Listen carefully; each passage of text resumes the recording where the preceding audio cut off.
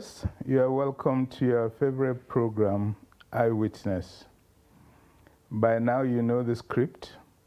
It's a program that looks at the public good, at the public interest, the interest of society, the interest of community, and engages individuals who have played roles in that capacity. It's a narrative about the very wide number of Nigerians who have devoted their intellect, their life, their energy to seeking to live Nigeria better than they found it.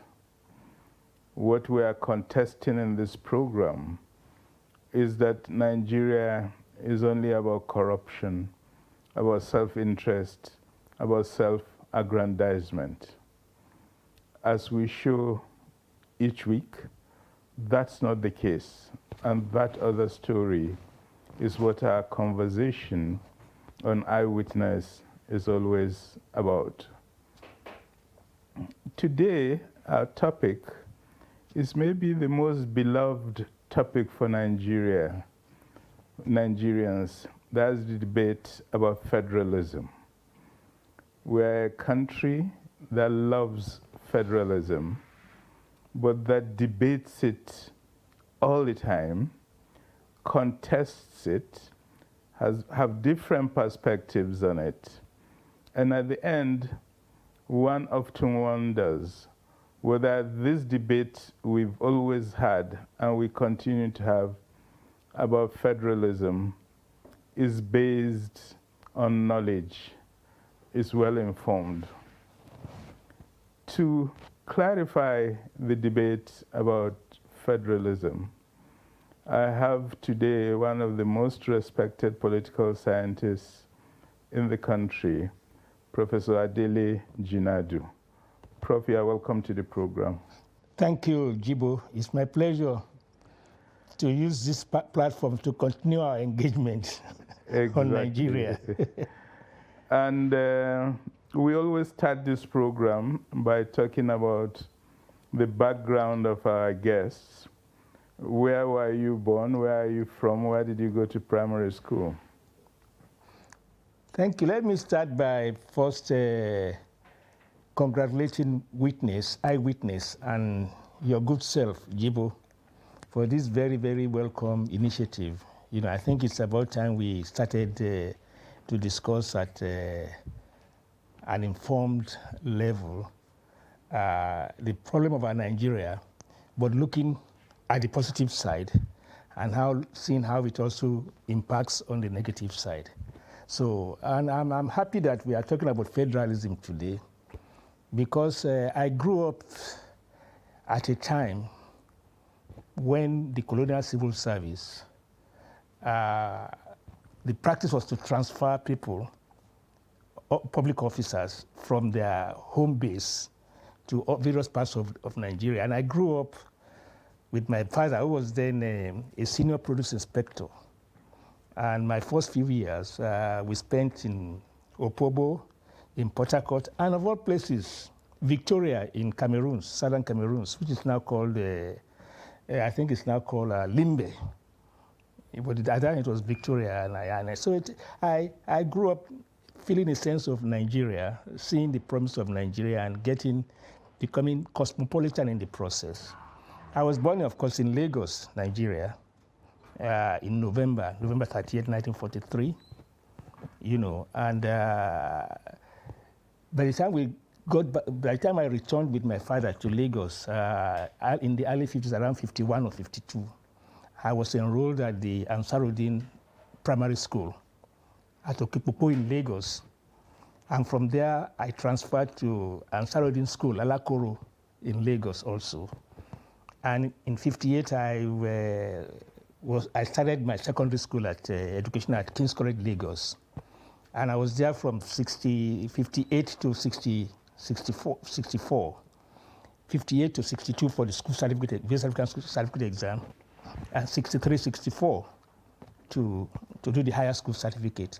And at that time, we were lucky because apart from the fact that the King's College had students from all over the country. Of course, selected. There was no quota system at that time, but I think by process of natural selection, it also reflected the character of Nigeria in terms of students from the West, the South, the East. Not too many students from the North. But then, I think around 1961, 62, then for the higher school certificate, there was a reservation for students from the North to come and do the higher school certificate at King's College. So again, we had that exposure again, and Ibrahim Gambari, who is the chief of staff now, was a classmate in King's College for 2 years. When he came to the higher school, sat at King's College, and we sat next to each other, Then he went on to the London School of Economics, and I went on to Oxford, But what is also important, I think, is that most of the students at that time who came from all parts of the country, we've remained quite close, in terms of relationship. So I think that is my background. Then from there, I moved on to do my first degree at University of Oxford in England. I was there from 66 to 69, and then to Minnesota in the US to do my PhD in political science. And I met my late wife at Oxford. We got married in 69 after leaving Oxford, the two of us. Then we stayed on and we came back to Nigeria. And in 73 December, of all places, ABU. was my first place of work in Nigeria. I was in the ABU. Then from there to University of Lagos. The University of Lagos to Lagos State University, and then so that's in a nutshell. And of course, through various fora of discussing problems of Nigeria, I met you, met other of our colleagues, and whom we still talk together now, even having fish parties at night.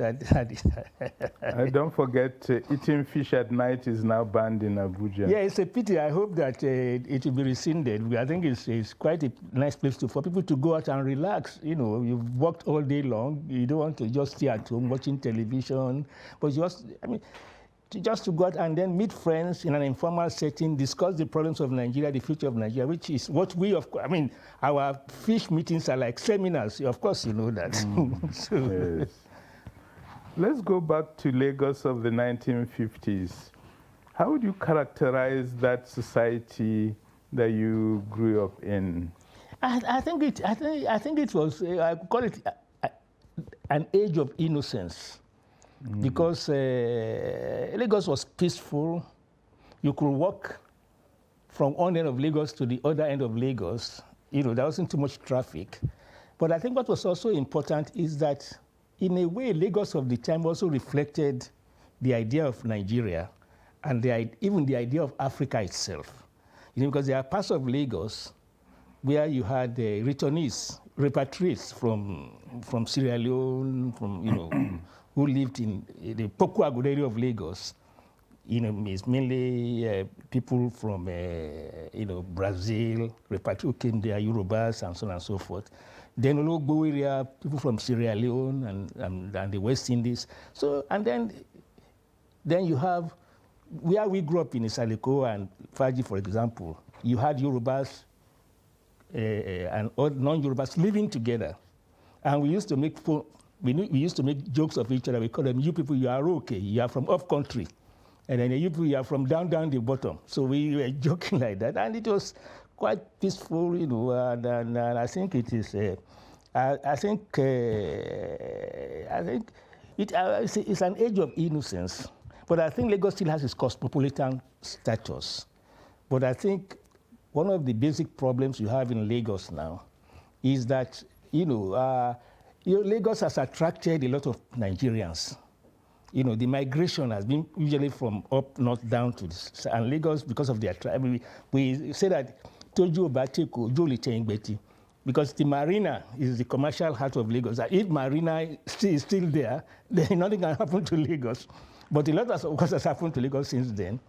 And Lagos State indigents are now claiming that the federal character clauses have not been respected the way it should be respected in terms of Lagos State indigents getting appointments to federal positions and even to positions within Lagos State.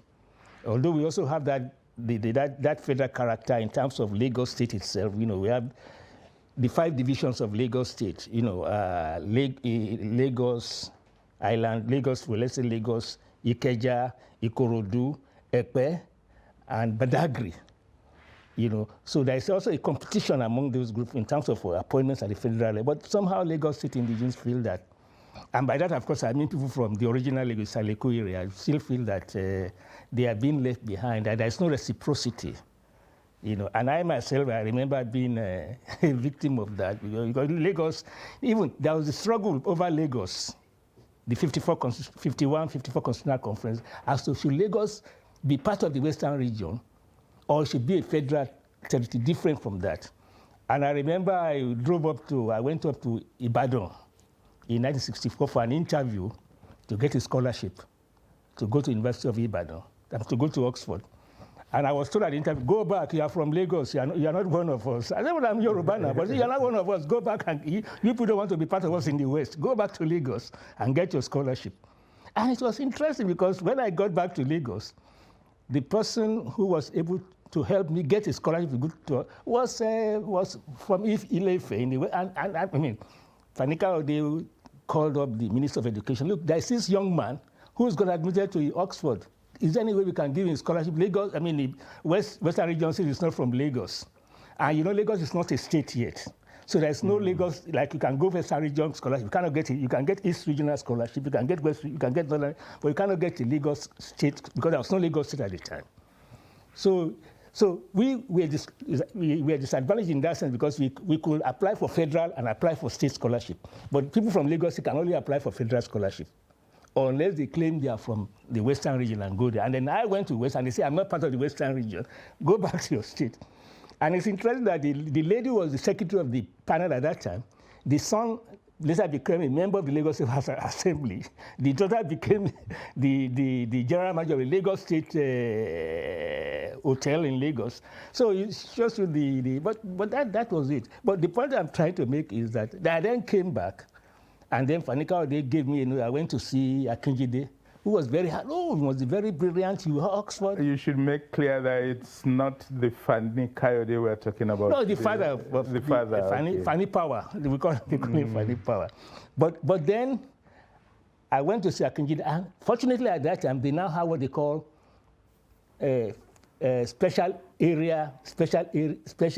territories area award, which was actually meant for the Niger Delta people at the time. But they also, since Lagos was not in any state as such, so the special area award was also applicable to Lagos State indigenes. So it was that, so they were about to start that when they just, I can just say, we have this new scheme. It is too late to get a federal scholarship because it's ended, but we are just starting this Lagos State Special Territory Award, which I then applied for, and I got to go to Oxford. So but the point is that Lagos State then were classified as part of the minorities at that time because we are not part of any state. And the story of minorities is the story of Nigeria. Exactly. So, and I think it's interesting. So you got the scholarship and you get to Oxford. Yeah. What struck you about Oxford?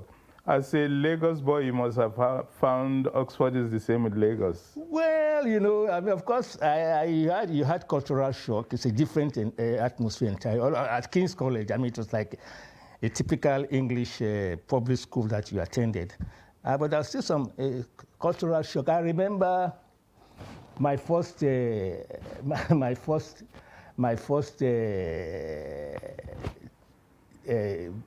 class in terms of tutorial. They call it tutorial. Just you and your lecturer. Either I did philosophy, politics, and economics. So there's a tutorial master for philosophy, one for politics, one for economics. You don't need to attend university lectures, but you do these tutorials every week. You have to do a tutorial, an essay, every week, and just you and your tutorial master. You read it to him, and then he grills you. So you cannot hide the fact that there is a second person or a third person there. You are the only one. And I remember this philosopher, my tutor in philosophy. The first day I went there, he said, I saw him crawling on the floor. He said, I said, what are you waiting? Read on your paper. And I was reading and it was scrolling. So it's idiosyncratic. That was, you think it's a crazy, but it's just, so you also get to respect idiosyncrasy, that people have their own peculiar characters, the way they do. And well, it was a real discipline in terms of, spending a whole hour a week with a tutorial master who has given an assignment to read. You just, next week the essay is this. These are the books you should read. And you go to the library and read and write an essay that you now read to him. And then as you are reading, he interrupts you and you engage in a kind of a Socratic dialogue with him. And you do that 3 hours a day, the one in philosophy, the one in economics, the one in politics.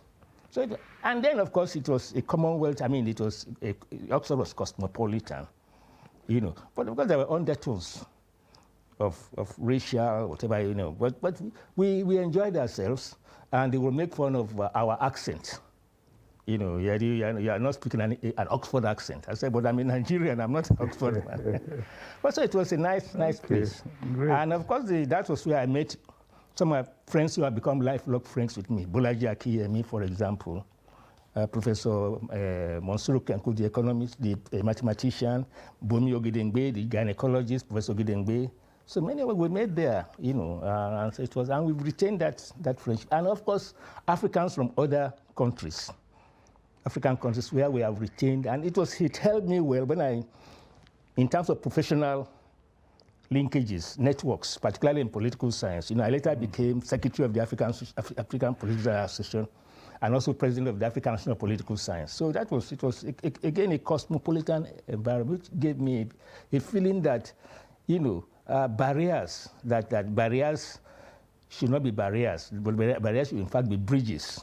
And so that you have various levels of identities. So when I see today people privileging one identity over the other, ethnic or religious or the school you went to, and so on. So I always want us to see that beyond that, we are one human race. And that is the whole point about religion too. That's the whole point about we are the children of one God. Whether you are Muslim, Christian, or you are the children of one God, and there should be some form of ecumenism or cosmopolitanism. And I think it's a shame that we are moving away from that. But I don't think all is lost, because people like you and I, and the networks we have, they are not limited to a particular religion, ethnicity, or the school you went to. I know. Of course, they used to make fun of people who went to Barewa at King's College. We will not get into the Barewa debate. Rather, but we've not had a head of state yet. Well, in the next 100 years, I'm sure your time will come. But I want us to come to our theme of today, which is federalism, the debate on federalism. And it will be good to tell our viewers, what is federalism? What does it mean when you say a country is a federal country? That's a difficult question to answer. But let me put it this way. There is a unitary form of system of government. So actually, under the colonial rule, it was one. You can say it, although colonial, but we were under a unitary system of government up till about the late 40s. The 1947 Constitution, Richard's Constitution, altered that by really entrenching regionalism as the feature in terms of regional devolution from the center to the three regions then, east, west, east, north, and west. We could have operated as a unitary form of government. In Ghana too, then Gold Coast, they also had regions. They had regions, exactly on our own. But what we did in Nigeria was to turn our own regionalism into a devolution of a particular type, which is federalism. You allow the three regions to have some independence as such, so that the center at that time, which was in Lagos, gave up some of his powers to the three regions, so that you have three regions, and you replicate the institution at the federal, at the central level, the House of the legislature and the executive. But the judiciary was still one until 1954 Constitution. That's when we have regional judiciary. But so it was a gradual phase of becoming a federal system. Now, the important thing about federal system, as it evolved in our own case, and it did not evolve in the case of Ghana, is that from the 47 Constitution to the 51 Constitution and the 1954 Constitution,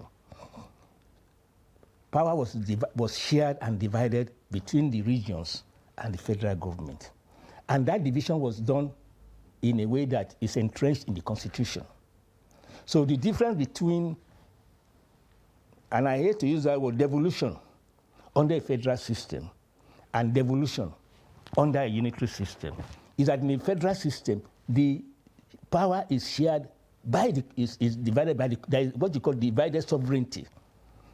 Because the Constitution divides the power between the center and the three regions at the time. Mm-hmm. And the center on its own cannot take back the powers that have been given to the regions except by constitutional amendment. Whereas in a unitary system, even where you have devolution as in Ghana, Gold Coast at the time, the center can take away back those powers. Because it has and that is why people like it wasn't inherent in the regions. No, yeah, and that is why somebody like Daniel Elaza says that no, it is wrong to say that under a federal system, power is devolved or decentralized. It is deconcentrated, because where it is deconcentrated by the Constitution is a different situation, whereas under a unitary system, when the center devolves power, it can take those powers back. It can re-centralize without having to amend the Constitution or having to agree at that kind of thing. And you know that in the federal system, there's an elaborate system of amending the Constitution. And that's why it was easy for Nkrumah, for example, when Ghana became independent in 1957, to re-centralize, to take powers away from the provinces without having to do any amendment. But in the federal system, the center itself cannot take away those powers that have been, I hate to use, deconcentrated between, and that is why you have a legislative list, because the legislative law tells you the center, you can make laws in these areas, you can legislate in these areas, the states you can, and you cannot invade the others, and that is why you now have the judiciary. And I think under the 74 Constitution, the judiciary became, each state had a judiciary on its own. And it is the role of the judiciary is then to decide whether the center has gone beyond its powers under the Constitution, or the states have gone beyond their powers under the Constitution. Maybe you should take us through the three major phases of the early development. Richard's Constitution, 1946. Yeah. McPherson's 1951. Yeah. Then finally the 1954 Constitution. Yeah, the 1947 Constitution was a regional, I mean, it recognizes the three regions. You know, before that, you know, before that, in 1939, that three provinces had been created. There were two provinces before, northern and southern provinces. But in 1939, three provinces were created. The southern provinces were split into two. The western region and the northern region. I mean, the east region. And the western, and the northern region was left alone. Now, in 51, the 47 Constitution retained that structure. But instead of calling them provinces, they were now called regions. And with some autonomy. I mean, in fact, before 1947, there was no central legislature in the country. The northern region was not represented at the central legislature in Lagos. You know, but under the 1947 Constitution, there was a provision for that, for under that regional one. But the judiciary was still a central one. They had their own, you know, in fact, that was the beginning of the party politics as such in the country in terms of the appointing elective elections to legislatures at the state, at the regional level and the central level, you know. Then, but the Nigerian nationalists were unhappy with the 1947 constitution because they were disappointed with it. It did not go as far enough to give them a say. In fact, they said they had no hand in the making of that constitution. So there was a debate over, you know, let's have a new constitution. So that in 49, the Richards was supposed to work for, I think, 8 years. It was not due for revision until 1951 or 52. But by 48, the opposition to it was so much that the new governor at the time, Macpherson, agreed that now we should have a new constitution. And then they then set up, right from the local government level up to the regional level, you had meetings to get Nigerian viewpoints on what type of government they wanted. You know, so those preliminary meetings at the level from the ward level, local government level to the regional level, they now send delegates to the conference in 51 in Ibadan. So it was that conference in 51 in Ibadan that now brought about the 51 constitution, which now formalized regions and gave them semi-autonomy in terms of having their own legislature, having their own executive. Although, since we are still under colonial rule, the center still had the power to nullify any regional law, any regional executive decision that they felt was inconsistent with the idea of one Nigeria, as the British saw the idea of one Nigeria. You know. But what is also interesting is that transmutation, that transition from regionalism to I won't call it a federal system. I call it ethno-regionalism under the 51 Constitution, was that you now identify that the three major ethnic groups, Yoruba, Hausa, well, if you like, Fulani, Hausa, Fulani, and Igbo, you know, were the majority ethnic groups. And with that also developed a party system that was ethno-regional. Because, you know, between 47 and 51, you now found political parties, cultural associations being transformed into political parties for the purpose of securing votes in the regions where the majority ethnic groups come from. So the NPC, the Action Group, you know. The NCNC was different, but faced by the logic of regionalism, the NCNC was also now became not a pan-Nigerian, but became a Yoruba party. An Igbo party. So the minorities therefore felt out that, okay, if that is the case, then the Yorubas, the Igbos, and the Hausas will be perpetually in a majority in these three regions. That, you know, so the seed of distrust was thrown into it. So they then started asking for their own regions. They created their own political parties. You know, and then they were saying that, okay, the logic, if this is the logic of you are creating regions to reflect the majority ethnic group, then where are the minorities? So that was the start of all this thing. And then, of course, the British tended to side with the big three. And they resisted all attempts to create more regions. Of course, but the tempo increased. They kept asking. So by 57, 58, the British, okay, all right, let us set up a willing commission, a commission that was set up to see whether the fears of minorities about domination, where those fears were justified. So the commission said, yes, the fears of the minorities were justified, but it is too late to create new states now because it will be expensive and all kinds of things, blah, blah, blah. And then what if you grant some ethnic minorities autonomy, independence, semi-autonomy, others will start asking. So there'll be no end to it. So by 58, what was then done was to include what they call a Bill of Rights in the Constitution, meant to protect the rights of minorities in the three regions, East, West, and North, in terms of they must be represented in the UPLAB, all that. I mean, then you also have the Niger Delta Special Area at that time. Going back to the concept of Lagos too as a minority area, when they now gave a special area award for scholarship to Lagos. And then Lagos, of course, there was a whole dispute about, as I said earlier on, in 51, they agreed that, okay, Lagos should be part of the Western region. The North and the East. They resisted. They said, no, Lagos belongs to everybody. No, they say Yoruba, the West, Lagos is the Yoruba town. And I think some of the regions decided to secede if Lagos was retained as, but in 51, the British decided that Lagos should be part of the Western region under the 51 Constitution. But by the 54 Constitution, which was meant to revise the 51 Constitution, and that's why you now had what we call a quasi-federal system in the country, the issue of Lagos came up again. And they said Lagos should become part, should be on its own. Lagos and colony should become part of Lagos should stay on its own, and the colony part can be part of the Western region.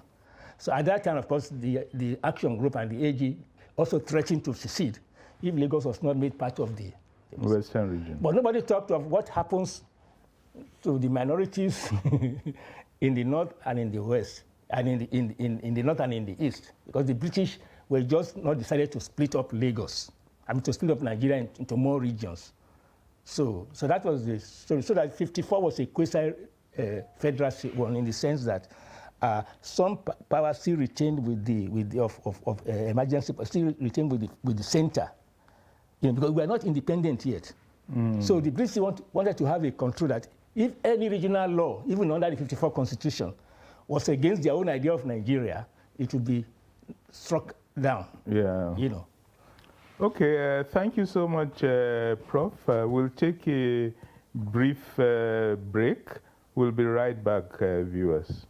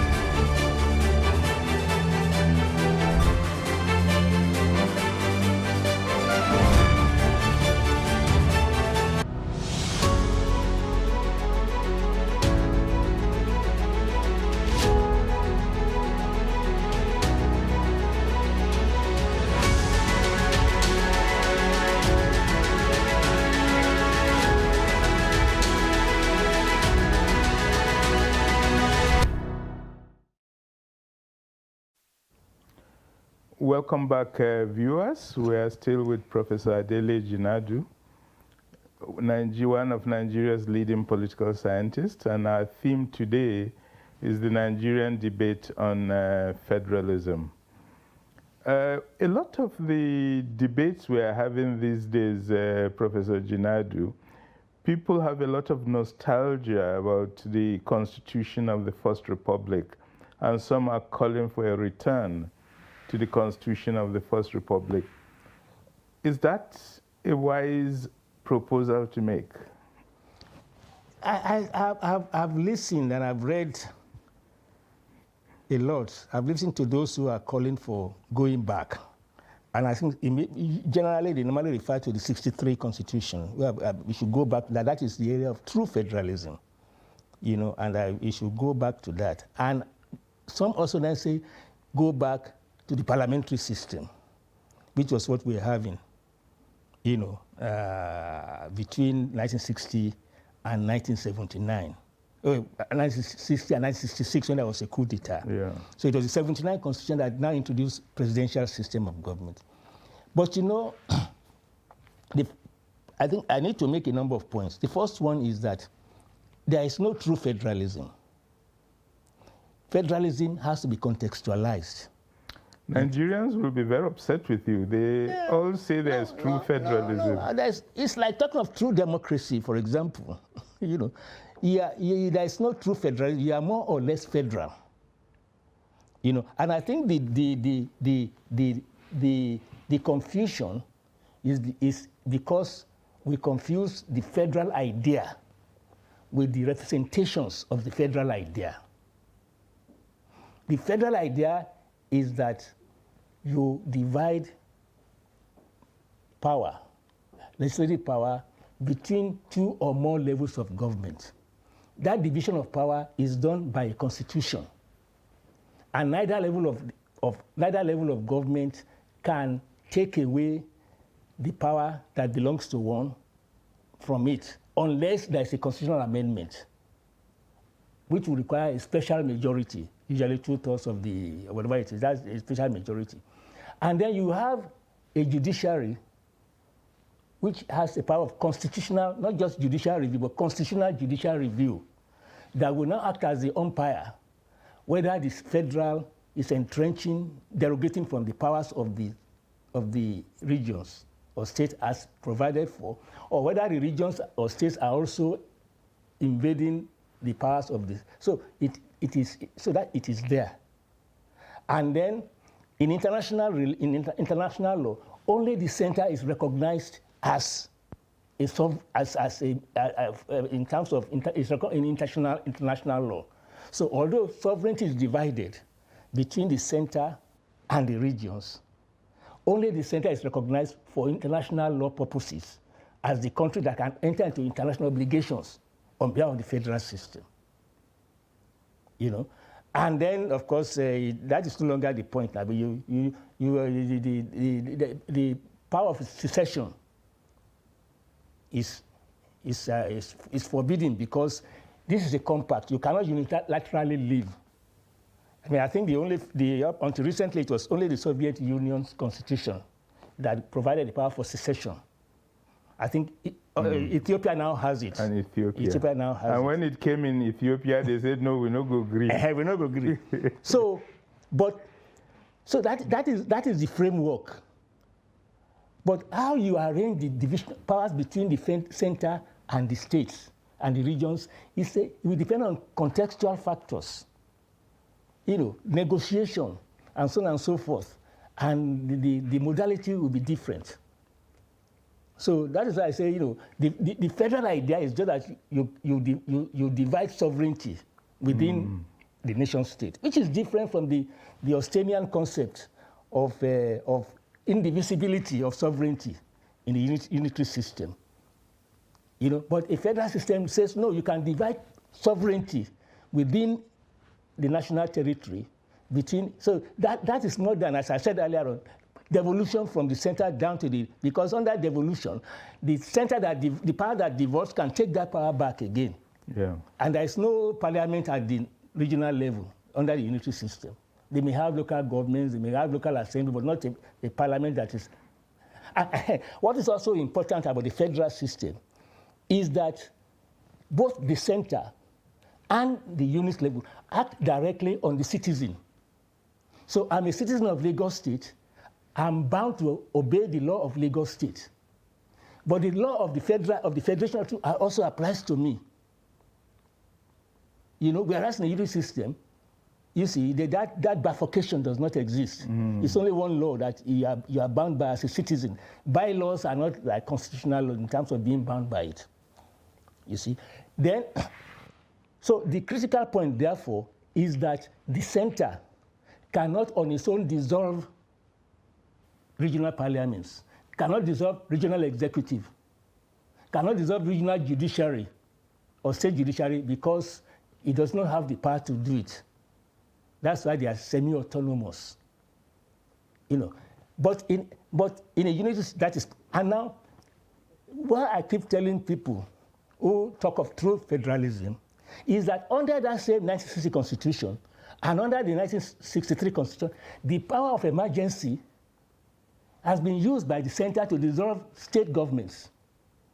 It was done in 1963-64 in the West, when the federal government passed an emergency law that took away the powers of the Western regional region and appointed an administrator. And that is why that constitution is called quasi-federal, because it is an important modification of the federal system. So when we talk of true federalism, where is that power of emergency? Of the First Republic. Of the first, yeah, where is that power of emergency? And it is still there, even those talking of restructuring today are not saying remove the power of emergency from the federal. They are only talking of division of legislative list. You know, so we are still not really, if you want to talk of true federalism, we are not really your typical model of a federal system, because the power of dissolution of a regional state, and it was used under the First Republic. It was used under Obasanjo, and I think it was also used recently to dissolve regional legislatures and remove regional. I mean, in Ondo, in Ekiti State, Fayoshe's government emergency was declared. They appointed an administrator, Olori, to go and take over the government of Ekiti State. That should not happen on the federal. Biden cannot just say, I dissolve the government of Virginia State, and then you send an administrator. It's against that whole concept of the divisibility of sovereignty and standing by your. So, but of course, there was a reason why the British and the Nigerian politicians agreed to have that emergency situation. They were looking at India, and they were looking at external threats, both external threat and internal threat, to put it there. You see? And for those who talk of return to parliamentary system, and that people forget that the First Republic broke down because parliamentary system failed in this country. In the Western region, the Akitola Adengbero matter. You know, and I think what people are also not noting is that even now, and the reason why we adopted a presidential system in 1979 was clearly stated that you don't want confusion over who has power. Is it the head of state or the head of government? You know that thing between Zik and Balia, yeah. Who had the power to deploy the military. To deploy the military. So they said that let's avoid this bifurcation between head of state and head of government. Now, the point I also want to make is that under the present constitution, 1999 constitution, if we had had a parliamentary system, we may have prime ministers would have been impeached, because it has been much easier to impeach a state governor or impeach a Speaker of the House than it has been to remove a president through impeachment at the federal level, or even to remove a Speaker, National Assemblyman, or I mean they used to talk of the banana peel and so on and so forth. It's much. You can know the number of speakers of the houses who have been impeached because of this cross-carpeting and within the house, you know, and money changing out, and governors who feel that a speaker is not doing his land, suborns members of the legislature to remove a speaker. So I think we have to be careful that the set of uncertainties that we prevent. So the 60-63 period is not as innocent as people say they are, because the First Republic failed because the parliament, not the federal system, but the parliamentary system failed in our country, as shown by the case of, and it also almost happened in the Eastern region when Zik wanted to go back to the Eastern region after losing the election. I mean, not being returned from the West to the. He went, and then they wanted to remove Eyoita as the leader of government business. So they told their members, essentially told his members in the Eastern House of Assembly, pass a vote of no confidence in Eyoita so that Zik can come back and become leader of government business. So there was a division among the members of the Eastern Regional House of Assembly. And of course, the governor at the time was more or less pro-Eyoita or anti-Azikiwe. So he did not allow that to happen. You know, and you also had under that constitution these linkages the crisis it created at the center because the elections were held simultaneously across the country. And therefore, central executive were elected from the regional houses. So they were regional. So you cannot dissolve the federal parliament as they wanted to do over the independence motion, unless you also dissolve all the regional houses because they all elected under the same election. So I think the point now is that I think we need to know a little more about the history of the evolution of our federal system. And I always refer to one extremely illuminating essay by Billy Dudley on the balance of where Billy Dudley showed clearly that between 1960 and 1965, there had been a trend towards the increase of federal power. Except Balewa, except Ahmadu Bello, the two major leaders, Azikiwe and Awolowo, went to the center. They went to the center. Now, the power of foreign policy that you had that was under the federal government was also important in terms of increasing the federal, in terms of borrowing money abroad, for example. You cannot.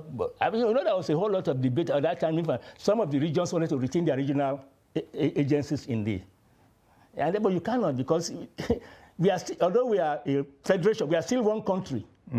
So there must be, there must be only one representative of. So you cannot have regional agents as they used to have. Then the whole factor of the economic downturn in the country gave the federal government also a leverage in terms of central planning.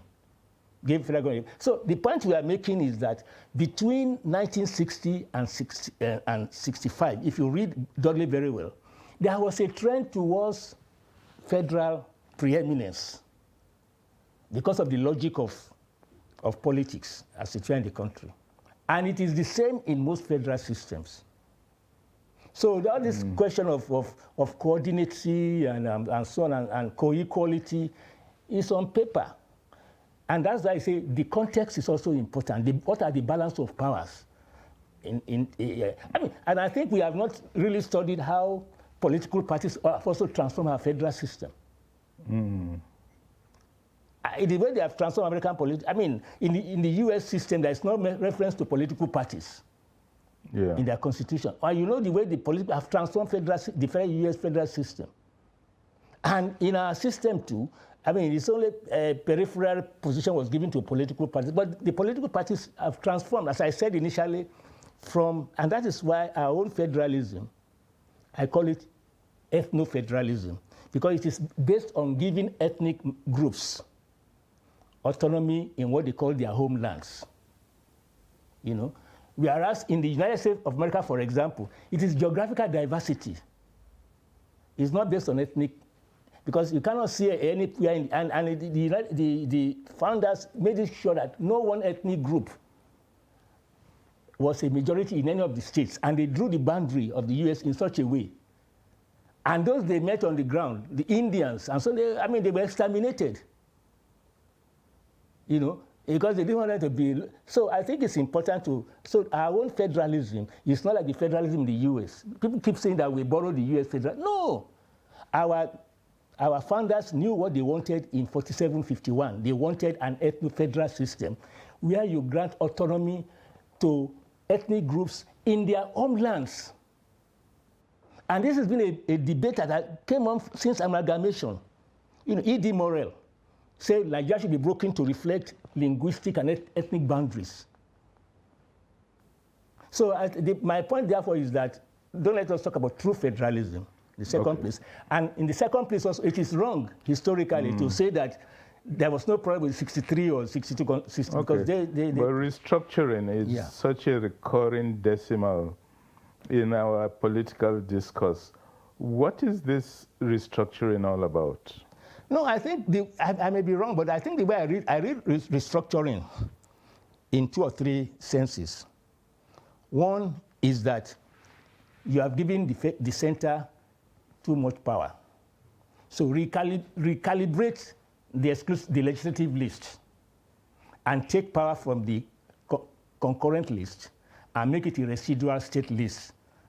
And then, because under the current constitution, the concurrent list is also a federal exclusive list because the federal law, you know. In fact, there was a time in our history, I don't know whether it was 54 or so, where there's a conflict on the concurrent list between a regional government and the federal government over the level of government that passed the law last will have preeminence. But now, I think that has been removed. That has been removed. The federal has preeminence. So the idea is there that the concurrent list is too long. Shorten it and give more powers to on the residual list. So that's the first item. We only have 2 minutes left. The second one is that restructuring is really let us have parity between the North and the South. You know, that's the whole concept of the geopolitical zone. You have 6 geopolitical zones, but eventually we know it is based on this initial division: northwest, northeast, northwest, southeast. You know, so actually it's about parity between the North and the South. People like Nwabweze says the eastern region, the Igbos are disadvantaged because they have fewer states than the West and the. Then the last thing I want to say is that it is actually an attempt by the governors to get more powers to themselves. They get more powers, and they are giving this excuse that the center is too powerful. But we, of course, know that the governors are a very powerful force. You cannot say they are not powerful. And they removed one governor, and they have also put forward somebody who would be a next president against the wishes of the current president. So those 3 things have to be kept in mind. It is a fascinating conversation on the debate on federalism in Nigeria. Viewers, I hope you are wiser. And some of the key assumptions we have about Nigerian federalism are questionable. The assumption that there's something called genuine federalism, the assumption that federalism can exist as a pure concept without getting it contextualized, and more recently, the whole debate over restructuring is actually 3 different power equation elements playing themselves out in the country today. Professor Adele Jinadu, we're very happy you came to engage with us in this conversation. It's a call to duty, as I always tell you. I think our public will be wiser about federalism. Above all, what it is not, because there's some assumption, there's something called federalism that's kept somewhere that you apply in its pure form. Yeah. Thank you so much for coming. Thank you about the stories of Lagos in the good old days, about Oxford and reading your essays. The crawling tutor. I think it's all these experiences that has made your life such an interesting thing as our visitors get to listen to you and understand you. Thank you so much, viewers. We'll be back with you next week.